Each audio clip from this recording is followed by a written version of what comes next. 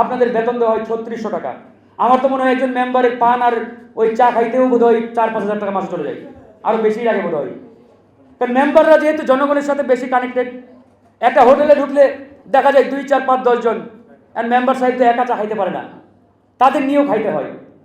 হোটেলে ঢুকলেই 500 টাকা ভাই, চা খাইবেন 10 টাকা, একটা পান খান এখন বোধ হয় 5 টাকা নাকি, আগে ছিল 1 টাকা আর 2 টাকা।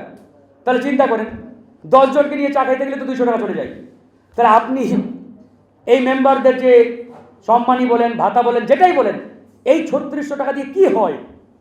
মানে সরকারের এই জিনিসটা ন্যূনতম বোঝা উচিত যে একজন মেম্বার সাহেব তিনি দায়িত্ব গ্রহণের পরে তার অন্য কোনো কাজ করা আর সম্ভব হয় না, কারণ সকাল থেকে রাত পর্যন্ত তিনি জনগণের পিছনে দৌড়াইতে দৌড়াইতে তার সময় চলে যায়, ঠিক না ভাই?